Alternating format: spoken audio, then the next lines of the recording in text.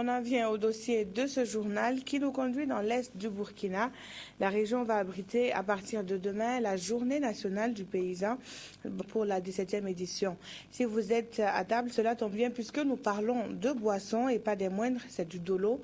Produit à base de mil ou de sorgho, c'est une boisson fort appréciée des Burkinabés. En pays gourmandché, le dolo occupe une place de choix dans les activités sociales. Suivez plutôt ce dossier que si Lambert Sova. Le dolo, vous en avez entendu déjà parler ou vous en consommez. C'est une bière traditionnelle faite à base de sorgho et qui est prisée par certaines populations. En pays gourmandier, comme dans de nombreuses sociétés africaines, il occupe une place de choix dans l'accomplissement des actes qui rythment la vie sociale. Il n'y a pas un événement, il n'y a pas une réjouissance, il n'y a pas une cérémonie où le dolo ne rentre pas en jeu.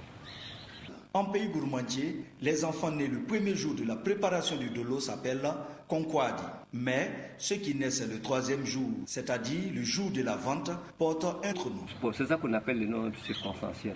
Une fille, on dit Podama, elle est venue le jour où on boit du dolo dans la famille.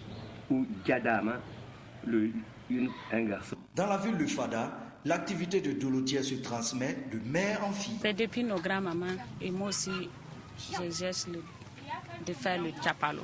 Moi, j'ai appris à préparer le dolo par ma maman. Je suis née trouver maman dolotière.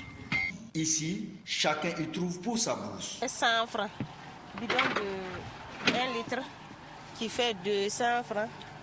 1 litre et demi qui fait 300 francs.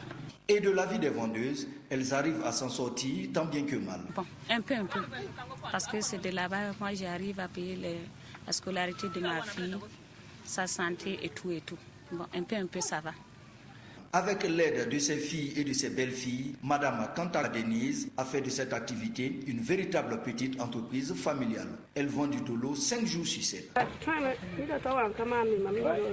Grâce à cette activité, je peux dire que je m'en sors. J'arrive à m'occuper de moi-même et de ma famille. En tout cas, je peux dire que ça va. Concernant les préjugés qui entourent les consommateurs, ceux-ci ont leur petite idée. Un cabaret, on gagne le boulot là-bas. On gagne des amis là-bas. C'est pour ça qu'on prend le Tiapalo. Les gens qui prennent le Tiapalo, qui n'ont pas l'argent, ce sont des faux problèmes. Tiapalo, ça ne veut pas dire que tu n'as pas l'argent. C'est un plaisir. Les gens sont en train de mentir. Ce qui m'amène au cabaret, c'est ça, c'est traditionnel, c'est une boisson,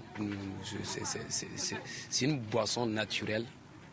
Et nous la buvons sans problème. Voilà. Et puis c'est un cadre beau. C'est très familial, quoi. Les difficultés que les dolotiers rencontrent se résument au manque d'eau et de sorgho germé.